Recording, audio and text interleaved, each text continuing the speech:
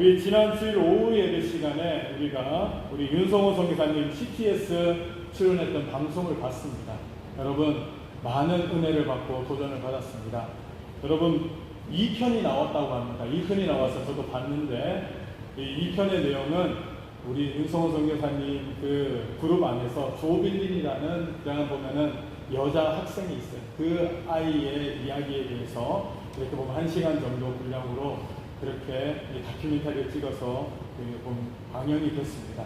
여러분, 유튜브에 들어가시면은 7천 미라클이라는 게 있어요. 7천 미라클이라는 채널이 있는데, 거기에 보시면은 선교사님들 그리고 또한 복음에 힘쓰는 많은 분들의 그런 이야기들이 많이 올라져 있습니다. 특별히 우리 윤성훈 선교사님 이 다큐멘터리 2편 여러분들 열심히 봐주시고, 또한 이 다큐멘터리를 통하여서 우리가 이 선교에 함께 동참할 수 있는 마음이 되었으면 좋겠습니다. 멀리 떨어져 있는 사람들과 우리가 무슨 상관이 있습니까? 라고 이야기할 수 있지만, 우리가 지금 예수 믿는 것은 오랜 전에 우리 조상들에게 복음을 전해준 선교사님들의 그 헌신이 있었기 때문이라는 겁니다. 그래서 우리나라가 이렇게 잘 살고 우리 성도들이 이렇게 큰 복을 받았다는 겁니다. 여러분, 우리가 선교에도 더욱더 힘쓰는 교회가 되어야 할 줄로 믿습니다. 그래서 땅끝까지 복음을 전파하라는 하나님의 이 명령에 우리 모든 성도님들이 함께 동참할 수 있기를 주님의 이름으로 축원합니다. 우리 11월 달에 이 선교지를 우리가 방문합니다. 8명의 우리 선교대원들이 대표로 방문하는 겁니다.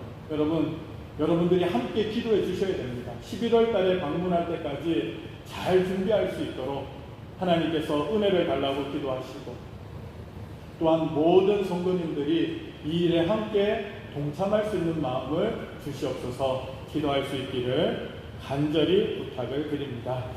자, 이 시간에는 우리가 예레미야서 9장의 말씀을 가지고 무엇을 자랑하십니까? 라는 제목으로 함께 말씀을 나누기 원합니다. 현대는 PR 시대다라고 말할 수 있습니다. 자기를 알리는 것이 곧 여러분 생존 전략이 되어버린 그러한 시대를 살아가고 있습니다. 여러분, 유튜브에 가면은 자기를 알리기 위해서 많은 컨텐츠들을 만듭니다. TV도 마찬가지예요. 요즘은 사람들이 TV보다 유튜브나 아니면 SNS를 더 많이 보는 것 같습니다.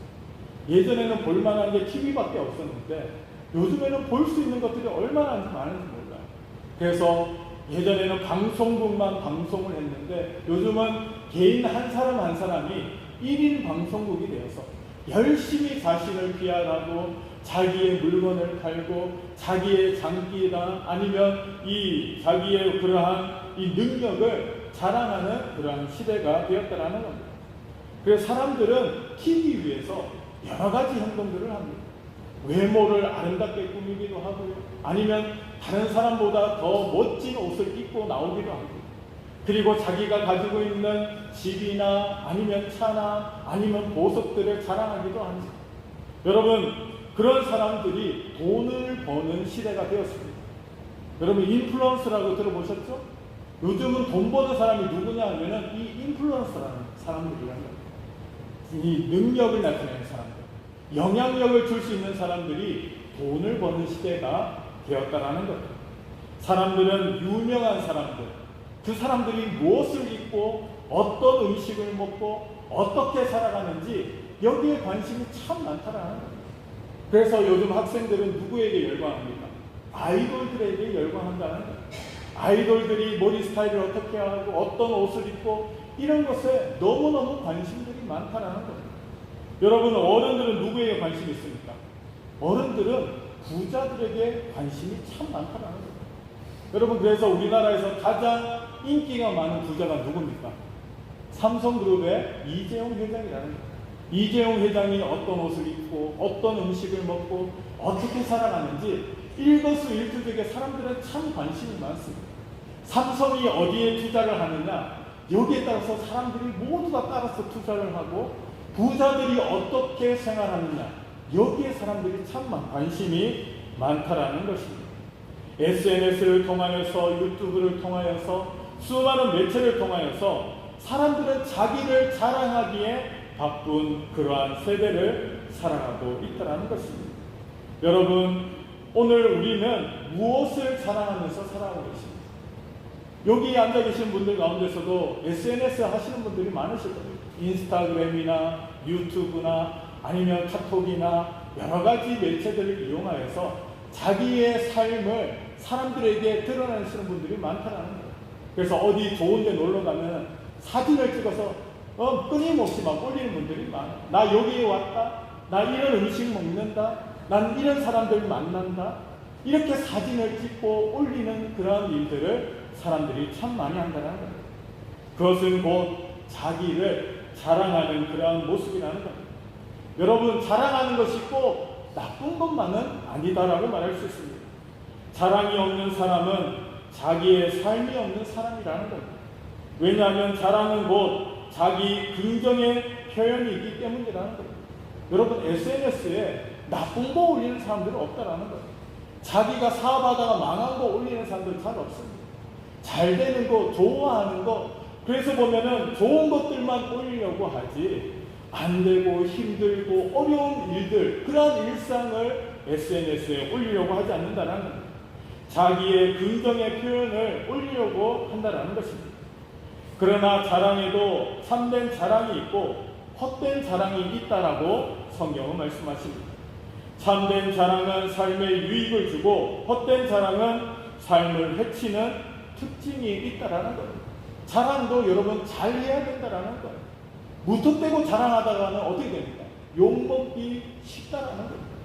여러분, 자랑도 참된 잘된 자랑이 있고 헛된 자랑이 있다라는 거예요. 무엇을 자랑하느냐에 따라서 그것이 분명히 나뉠 수가 있다라는 겁니다.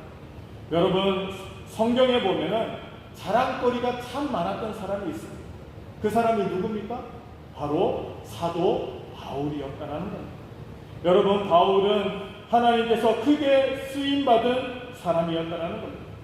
그런데 그는 자랑거리가 참 많았습니다. 예수를 믿기 전에도 그는 자랑거리가 많았다라는 겁니다.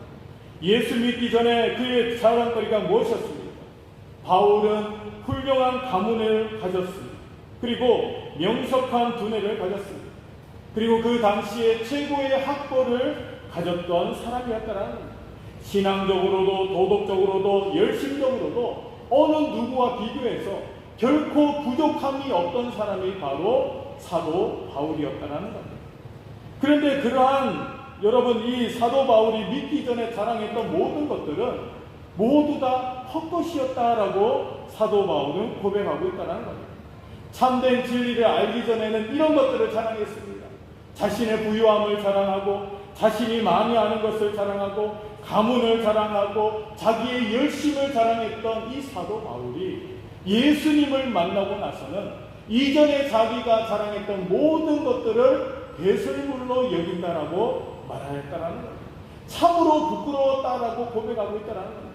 전에 내가 자랑하던 모든 것들이 지금 와서 돌아보니까 너무너무 부끄러운 것들밖에 없다라고 사도 바울은 고백하고 있다라는 겁니다. 그리고 갈라디아서 6장 14절 말씀해 보면 이렇게 말합니다. 내게는 우리 주 예수 그리스도의 십자가 외에는 결코 자랑할 것이 없다라고 고백하고 있다라는 겁니다. 예수를 믿기 전에는 세상의 헛된 것을 자랑했는데 이제 예수 믿고 난 후에는, 예수를 만난 이후에는 내가 자랑할 것이 이제 예수밖에 없다라고 말씀하고 있다라는 것입니다. 사랑하는 성도 여러분, 오늘 우리는 무엇을 자랑하고 있습니까? 세상 사람들이 자랑하는 돈을 자랑하고 있습니까? 건강을 자랑하고 있습니까? 유명한 사람과 내가 친분이 있는 것을 과시하고 하고 있습니까? 아니면 권력 있는 사람과 내가 뭔가 연결되어 있다는 것을 자랑하고 있지는 않습니다. 세상 사람들이 자랑하는 것들, 오늘 우리가 똑같이 자랑하고 살아간다면 우리는 하나님이 진정으로 기뻐하시는 자랑의 삶이 아니다라고 성경은 말씀하고 계십니다.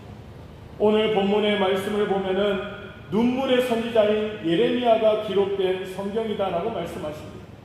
당시 주변의 열강들이 서로 이 주도권 쟁탈을 위해서 끊임없이 전쟁을 하고 있는 시대에 이 유다 나라는 그 틈바구니 속에서 열강들의 눈치를 보고 살아가던 그러한 시기였다라는 겁니다.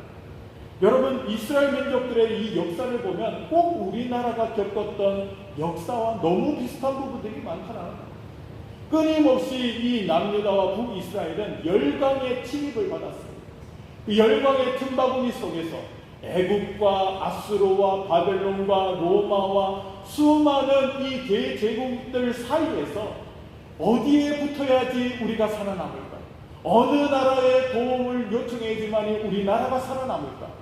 여기에 항상 관심이 있고 여기에 흔들렸던 것이 바로 남유다와 북이스라엘의 모습이었다라는 겁니다. 그러다가 의로운 왕 요시아가 애굽 왕이 이 바벨론을 치러 올라가는 길을 이 막다가 전사해버리는 그러한 큰일이 발생되고 말았다는 겁니다. 그 시대에 이 예레미야는 유다는 멸망할 것이다, 하나님의 심판이 곧 임할 것이다 라고 외쳤습니다. 하나님의 사랑하는 이 왕이 죽고 나서 이 예레미야 선지자는 그들을 위로하는 것이 아니라 이 유다는 곧 멸망할 것이고 하나님의 심판이 곧 이 땅에 임할 것을 증거하였다는 겁니다. 그러한 가운데 예레미야 선지자는 많은 사람들에게 미움을 받았습니다. 위로의 말씀을 전해줘도 부족한데 이러한 상황 가운데서 우리나라는 이제 망할 것이다, 우리나라는 바벨론에 의해서 망할 것이다, 이러한 말씀을 증거하니 많은 백성들에게 미움을 살 수밖에 없었다라는 겁니다. 역적으로 몰리기도 하고 감옥에 갇히는 큰 어려움을 겪었던 것이 바로 예레미야 선지자의 모습이었다라는 겁니다. 그 시대에 하나님은 예레미야를 통하여서 유다 백성들에게 분명히 경고하고 계십니다. 그 경고 중에 하나가 오늘의 메시지다라고 말할 수 있습니다. 한마디로 헛된 것 자랑하지 말라라고 경고하고 계십니다. 진정으로 우리가 자랑해야 할 것을 자랑하라라고 말씀하고 계신다는 겁니다. 그렇다면 여러분, 이 땅에서 헛된 자랑은 무엇이겠습니까? 그리고 우리가 진정으로 이 시대에 자랑해야 될 것은 무엇이겠습니까? 오늘 본문의 말씀을 통하여서 우리가 함께 말씀을 나누고 은혜 받기를 원합니다. 첫 번째로는 오늘 본문에 우리에게 큰 교훈을 주시는 말씀은 무엇이냐? 세상에 속한 것을 자랑하지 말라라고 말씀하고 계십니다. 세상 것, 그것은 무엇이며 왜 자랑하지 말라고 주님께서 말씀하십니다. 세상 지혜를 자랑하지 말라라고 성경은 말씀하십니다. 자만 성경에 보면은 지혜는 곧 예수 그리스도를 의미하고 하나님의 말씀을 의미하는 것이 바로 지혜를 가리키고 있습니다. 그런데 오늘 본문에 나오는 지혜는 하나님을 가리키고 하나님이 주시는 지혜가 아니고 예수 그리스도를 말씀하는 지혜가 아니고 세상의 지혜를 의미하고 있습니다. 세상에서 똑똑한 사람들이 얼마나 많은지 모릅니다. 세상 지혜를 가지고 있는 사람들이 얼마나 많은지 모릅니다. 여러분, 세상에서 똑똑한 사람이라 할지라도 그 똑똑함을 자랑하지 말라라고 말씀하십니다. 왜 그렇습니까? 참 지혜는 우리가 하나님의 심판 앞에 설 때 그 피할 길을 알게 하는 것이 바로 진정한 지혜다라고 말씀하십니다. 그러나 스스로 지혜롭게 여기는 지혜는 하나님의 심판대 앞에서 아무런 소용이 없다라는 것입니다. 여러분, 우리는 이 세상에서의 삶이 끝나면은 누구든지 하나님의 심판대 앞에 설 수밖에 없습니다. 하나님 앞에 그 심판받는 그때 하나님의 백성들은 피할 길이 있다라는 겁니다. 하나님의 심판을 피해갈 수 있는 지혜가 있다라는 겁니다. 그 지혜가 무엇입니까? 바로 예수 그리스도를 통한 지혜다라고 말씀하고 계십니다. 세상 사람들은 이 세상에서 이 잘되는 지혜를 자랑한다는 겁니다. 어떻게 하면 돈을 많이 벌고, 어떻게 하면 사람들에게 인기를 얻으며, 어떻게 하면은 이 땅에서 다른 사람들보다 더 나은 삶을 살아갈까? 이것이 지혜라고 여기고 있다는 겁니다. 하지만 성경은 뭐라고 말씀하십니까? 하나님의 심판대 앞에 설 때 피할 길을 아는 것, 이것이 바로 지혜다라고 말씀하고 계십니다. 여러분, 세상에서 머리 좋은 사람들이 가장 많이 모여있는 곳이 어딘지 아십니까? 바로 감옥이라는 겁니다. 여러분, 감옥에 가면은 정말 머리 좋은 사람들이 많다고 합니다.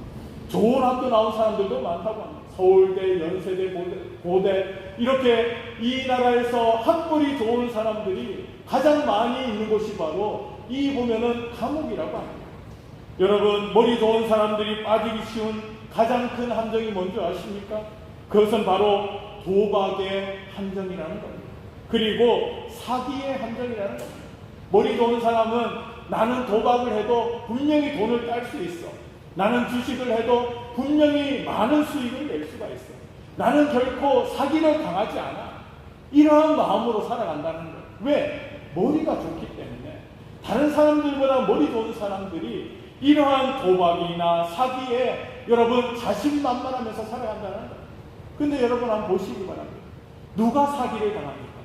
자칭 머리 좋다라고 하는 사람. 그런 사람들이 사기를 당해요. 여러분, 도박의 늪에 누가 빠집니까? 나는 분명히 돈을 딸 수 있다라고 자부하는 사람. 머리가 좋기 때문에 나는 도박을 통하여서도 돈을 벌 수 있다라고 자부하는 사람들이 도박의 늪에 빠질 수밖에 없다라는 겁니다. 여러분, 머리 나쁜 사람은 도박도 잘 못해요. 여러분, 도박 잘 하십니까? 고스톱 잘 치세요? 네? 여러분, 고스톱도 머리가 좋아야지 잘 치더라고요. 우리는 그림 맞추기밖에 할 줄 모릅니다. 여러분, 도박도 머리가 좋은 사람이 하는 거지, 그것도 여러분 똑똑해야만 할 수 있다는 겁니다. 여러분, 이렇게 머리 좋은 것을 나쁜 쪽으로 활용하는 사람들이 얼마나 많은지 모릅니다. 이것이 바로 세상의 지혜라는 거예요.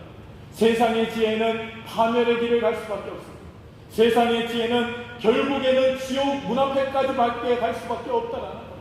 하지만 여러분, 하나님의 지혜는 무엇입니까? 하나님께서 우리에게 주신 지혜는 하나님 심판대 앞에 섰을 때 우리가 천국으로 갈 수 있는 길을 열어주는 것이 바로 하나님이 우리에게 주시는 지혜라는 사실을 여러분들은 믿으시길 바랍니다. 하나님이 주시는 지혜를 의지하고 그 지혜를 우리는 자랑스러워하는 삶을 살아가야 할 줄로 믿습니다. 오늘 또 성경은 무엇을 자랑하지 말라고 말씀하십니까? 말씀해 보니 용맹을 자랑치 말라라고 말씀하십니다. 여러분, 용사라는 단어를 영어 성경에 보니까 스트롱맨이라고 소개하고 있습니다. 스트롱맨. 여러분, 스트롱맨 하면은 떠오르는 사람이 누굽니까? 미국의 오바마 대통령이 아니고 누구죠? 트럼프 대통령. 트럼프 대통령이 본인 스스로를 주로 표현할 때 스트롱맨이라고 그렇게 많이 표현합니다. 그리고 주변에 있는 사람들도 이 대통령을 향하여서 스트롱맨이라고 이야기를 많이 한다고 합니다. 여러분, 스트롱맨이 무슨 뜻입니까?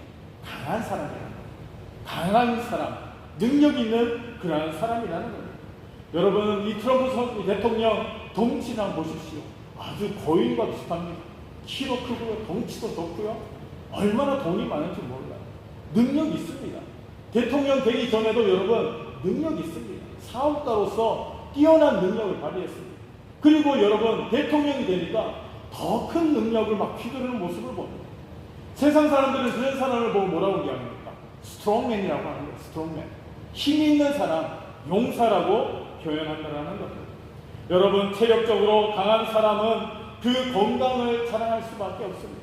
덩치가 좋고 젊고 힘 있는 사람은 육신의 능력을 자랑할 수밖에 없다는 겁니다. 또 지위상으로 높은 사람, 힘 있는 위치에 있는 사람은 그 지위를 자랑할 수밖에 없습니다. 그래서 여러분, 어떤 사람이 여러분 자신을 가장 자랑합니까? 높은 지위에 있는 사람이 자랑할 수밖에 없어요. 한 나라를 다스리는 대통령, 여러분 대단한 능력을 가지고 있습니다. 그 밑에 얼마나 많은 사람들이 따르는지 몰라요. 그런 사람을 세상은 스트롱맨이다라고 말하고 있다는 겁니다. 여러분, 그런 사람들에게 자랑할 것이 얼마나 많습니다. 하지만 여러분, 그런 사람도 성경은 뭐라고 말씀하십니까? 자랑치 말라라고 말씀하고 있습니다. 왜 그렇습니까? 세월 앞에서는 모든 것이 허무하기 때문이라는 겁니다. 여러분, 대통령이 아무리 권세가 있어도 여러분, 우리나라는 5년이면 그만입니다. 미국 같은 경우에는 8년 재임할 수 있어서 8년의 권력을 누릴 수 있지만은 8년의 세월이 끝나면은 누구도 다시 대통령을 할 수 없다는 거예요. 독재 국가나 돼야지만이 30년, 40년 이렇게 독재를 할 수 있지. 민주주의 국가에서는 대통령의 권력이 여러분 영원하지 않다라는 겁니다. 여러분, 이렇게 세월이 흐르면 흐를수록 그 젊음이나 건강이나 능력이나 재력은 여러분 이 무성해질 수밖에 없다라는 거예요. 왜 그렇습니까? 세월 앞에는 변할 수밖에 없다라는 거예요. 예전에 나는 새도 떨어진다는 그런 권세를 가지고 있는 사람들, 지금 여러분 그들의 삶을 보십시오. 그만큼 권력 있는 사람들이 몇 명이나 되겠습니까? 여러분 대통령 퇴임하고 나서 여러분 대통령들의 삶을 보십시오. 예전에 그러한 권력을 누린 사람이 누가 있겠습니까? 없다라는 겁니다. 대통령 당시에나 그러한 권력을 누렸지 대통령 자리에서 내려오면 어떻게 됩니까? 일반 사람들과 마찬가지예요. 아무리 권력을 부리고 싶어도 따르는 사람들이 없다라는 겁니다. 여러분, 세월 앞에서는 모든 것이 허무해질 수밖에 없습니다. 여러분, 우리의 건강도 마찬가지입니다. 우리가 젊을 때는 여러분 얼마나 혈기왕성했습니까? 모든 일을 할 수 있다고 생각했습니다. 모든 일을 또 이루어낼 수 있는 능력이 있었습니다. 하지만 여러분, 세월 앞에서 우리의 모습은 어떻습니까? 변하고 늙어가고 힘이 빠지고, 예전에는 자신만만했는데 지금 어떻습니까? 지금은 너무나도 초라하게 이렇게 보면 낮아져 있는 우리들의 모습은 아닙니다. 왜 그렇습니까? 모든 것은 세월 앞에서 허무해지기 때문이라는 것입니다. 여러분, 우리가 아무리 좋은 것을 먹어도 예전에는 좋은 것을 먹으면 금방금방 능력이 나타납니다. 보양식을 먹으면 금방금방 능력이 나타나는데 나이가 들고 나면 아무리 좋은 걸 먹어도 여러분 능력이 잘 나타나지 않는다는 겁니다. 여러분, 이렇게 우리의 삶은 흐르는 세월 속에서 허무함을 느낄 수밖에 없다는 겁니다. 그래서 자랑하지 말라는 겁니다. 너희들의 용맹함을 자랑하지 말라. 난 젊을 때 잘 나갔고 지금도 잘 나가고 있어. 나는 영원히 잘 나갈 거야. 이러한 자신의 용맹함을 자랑하지 말라는 거예요. 곧 세월 앞에서 이 모든 것들이 허무해질 수밖에 없다라고 우리에게 말씀하고 계신다는 겁니다. 사랑하는 성도 여러분, 우리는 사람이 자신의 능력을, 영향력을 과시하려는 것이 얼마나 어리석은가를 우리는 알아야 할 줄은 있습니다. 우리는 이것이 하나님 앞에서 어리석은 것이라는 것을 분명히 알아야 할 줄로 믿습니다. 그래서 우리는 누구를 의지해야 됩니까? 영원하신 하나님, 결코 변함이 없으신 하나님, 우리와의 약속은 결코 변함이 없으신 그 하나님을 의지하며 살아가라라고 성경은 말씀하고 계신다는 겁니다. 또한 우리는 무엇을 자랑하지 말아야 하겠습니까? 부자는 재물을 자랑하지 말라라고 말씀하고 계십니다. 부자는 항상 재물을 힘으로 삼고 있습니다. 여러분, 세상 사람들이 가장 좋아하는 게 뭡니까? 돈이라는 거예요. 여러분, 요즘은 주식을 가지고 있는 것이 힘이라고 사람들이 생각합니다. 요즘 주식이 여러분 9,000포인트를 넘어섰습니다. 그래서 예전부터 주식을 가지고 있는 사람들은 얼마나 좋아하는지 몰라. 입에 보면은 한박 웃음이 더 있습니다. 왜 그렇습니까? 주식이 그만큼 올라서 여러분 일하지 않았는데도 돈이 그렇게 많이 벌렸다는 거예요. 그러다 보니까 막 웃음이 절로 난다고 합니다. 근데 여러분, 대부분의 우리 국민들이 주식을 가지고 있느냐? 그렇지 않다라는 거예요. 삼성전자 7만 원 할 때 샀으면 얼마나 좋겠습니까? 그렇죠? 근데 지금은 사고 싶어도 못 삽니다. 너무 가격이 올랐어요. 그래서 후회합니다. 어떤 사람은 주식으로 돈을 많이 벌었는데 나는 주식 한 장 사놓지 않은 나 자신의 모습을 보고 사람들이 허탈감을 느낀다고 합니다. 그래서 좋아하는 사람들은 소수인데 낙심하고 실망하는 사람들이 더 많다고 합니다. 그래서 어떤 자식들은 부모님 보고 그렇게 얘기합니다. 왜 삼성전자 주식 한 주 안 사놨냐? 왜 주식 좀 미리미리 좀 사놓아가지고 좀 보면은 돈을 좀 많이 버시지. 이 자식들이 보면 부모들한테 막 따진다고 합니다. 그런 모습도 있다고 합니다. 여러분, 세상의 사람들은 물질을 가지고 있으면 그것이 자랑거리라는 거예요. 그래서 모이면 무슨 이야기만 합니다. 주식 이야기만 해요. 그전에는 무슨 이야기 했습니까? 부동산 이야기만 했잖아요. 부동산 이야기만 하다가 요즘에는 모이면 주식 이야기밖에 안 한다고 합니다. 여러분, 그건 무엇을 의미합니까? 돈이라는 거예요. 돈에 관심이 많습니다. 부유함에 사람들은 관심이 많다라는 거예요. 그래서 부자는 더 많은 것을 사랑합니다. 내가 이만큼 돈 벌었다. 내가 이만큼 부유하다. 이것을 자랑한다는 거예요. 그러니까 상대적으로 없는 사람들은 어떻게 됩니까? 나는 왜 부자가 되지 못했을까? 나는 왜 이렇게 맨날 어렵게만 살아가나? 상대적인 박탈감 가운데 허무한 삶을 살아가는 것이 바로 오늘 우리들의 모습이라는 겁니다. 여러분, 하지만 이 부유함이 여러분 지속될 수 있습니까? 지속되지 않는다. 언제 빠질지 모릅니다. 여러분, 지금 9,000포인트가 넘어섰지만은 언제 5,000포인트까지 내려갈지도 모릅니다. 이런 말 하면 안 되겠죠. 네? 주식을 가지고 있는 분들에게 이런 말 하면 안 됩니다. 여러분, 근데 어떻게 될지 모른다는 거예요. 여러분, 우리 가운데 코로나가 올지 어떻게 알았겠습니까? 코로나를 통해서 전 세계가 몇 년 동안 그렇게 경제가 곤두박질칠지 누가 알았겠습니까? 아무도 몰랐다는 거예요. 어떻게 될지 몰라요. 내가 가지고 있는 이 물질, 지금은 내 것처럼 여겨져도 여러분, 이것이 언제 사라질지 모릅니다. 언제 물건 부분처럼 사라질지 아무도 모르는 것이 바로 이 세상의 모습이라는 것입니다. 그래서 부자는 부유함을 자랑하지 말라라고 성경은 말씀하십니다. 여러분, 그 밖에 자랑할 것들이 얼마나 많습니까? 하지만 성경은 우리에게 그런 것들 자랑하지 말라라고 말씀하십니다. 왜 그렇습니까? 영원하지 않기 때문이라는 겁니다.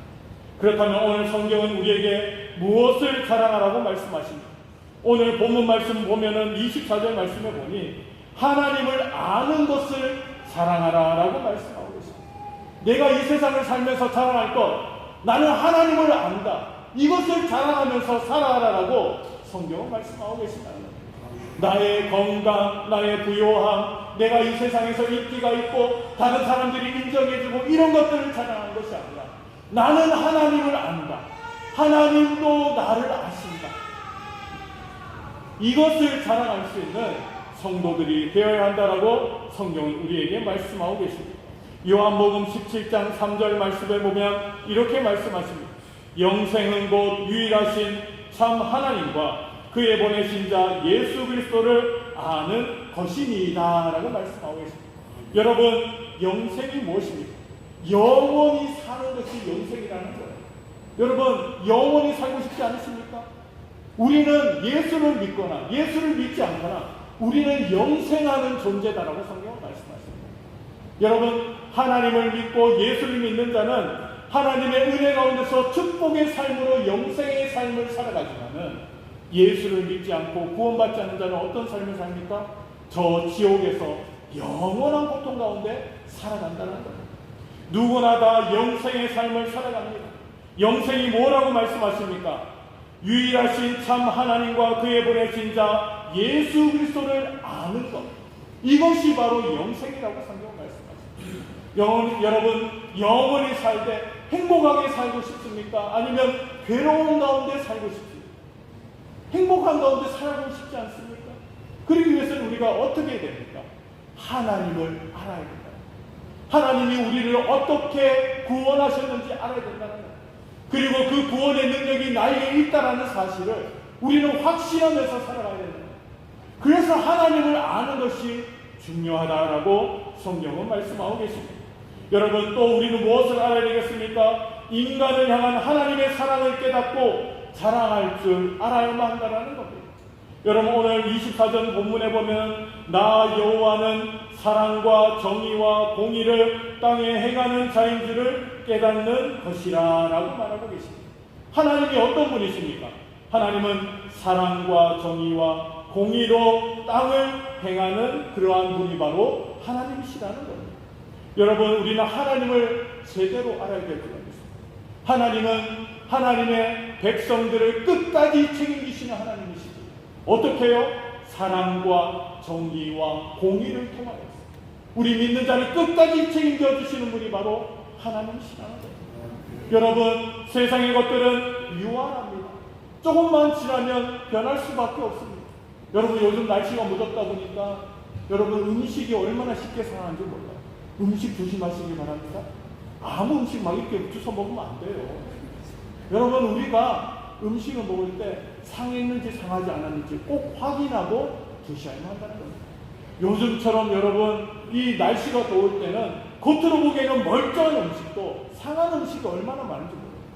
여러분, 우리가 그것을 잘 알아야 되는 것처럼 우리는 하나님에 대해서 잘 알아야 된다는 겁니다. 하나님은 사랑의 하나님이십니다. 하지만은 하나님은 또한 공의의 하나님이시라는 것을 알아야 된다는 겁니다. 하나님은 정의의 하나님이십니다. 우리가 잘못된 길을 가고 있다면 하나님께서는 우리를 바른 길로 인도해 주신다는 겁니다. 때로는 매를 들기도 하시고 때로는 징계하기도 하시고 어떻게 하든 하나님의 백성들이 바른 길로 가도록 하나님은 인도하시는 하나님이시라는 겁니다. 그리고 하나님께서는 어떤 하나님이십니까? 이 땅을 심판하시는 하나님이시다는 것을 우리는 알아야 할 줄을 믿습니다. 멸세의 때를 살아가는 우리들, 이제 정말 예수님의 재림이 얼마 남지 않았습니다. 여러분, 이러한 말세의 때 우리는 하나님을 바로 알고 하나님이 원하시는 삶을 우리는 바로 알고 살아가야 할 줄을 믿습니다. 여러분, 우리는 세상이 헛된 것을 자랑해서는 안 될 줄을 믿습니다. 우리는 오직 하나님만을 자랑해야 될 줄을 믿습니다. 하나님을 아는 것을 자랑하고 하나님이 나를 아시는 것을 자랑하고 하나님의 사랑과 정의와 공의를 자랑하는 성도들이 되어야 될 줄을 믿습니다. 그래서 여러분, 이 땅에서 영원하지 않는 것에 우리가 마음을 빼앗기는 것이 아니라 영원한 하나님의 사랑과 하나님의 정의와 하나님의 긍휼하심, 하나님의 공의를 우리는 자랑하는 삶을 오늘도 살아가야 할 줄로 믿습니다. 여러분, 우리는 이 사도 바울의 고백이 오늘 우리의 삶 가운데도 있어야 될 줄로 믿습니다. 고린도후서 6장 14절 말씀에 보면 내게는 우리 주 예수 그리스도의 십자가 외에는 결코 자랑할 것이 없다라는 이 사도 바울의 고백이 오늘 우리의 신앙 고백이 되어야 할 줄로 믿습니다. 사랑하는 성도 여러분, 오늘도 우리는 하나님의 귀한 말씀을 받았습니다. 여러분, 우리가 자랑할 것은 예수 그리스도의 십자가요, 하나님이요, 하나님의 사랑과 정의와 공의라는 사실을 우리는 깨달아 알아야 할 줄은 믿습니다. 그래서 오늘도 우리가 세상에 나가서 세상 헛된 것 자랑하지 말고 세상 헛된 것들 부러워하지 말고 우리는 정말 하나님의 백성이다, 하나님의 택한 자녀다, 하나님을 알고 하나님의 은혜를 알고 하나님의 사랑 안에서 오늘도 살아간다는 이 자부심을 가지고 믿음으로 승리할 수 있는 성도들이 되어야 할 줄을 믿습니다. 세상에 헛된 것들 자랑하는 것이 아니라 오직 예수 그리스도의 십자가, 오직 하나님의 구원하심을 자랑하며 살아갈 수 있는 저와 여러분들 되시기를 주님의 이름으로 축원합니다.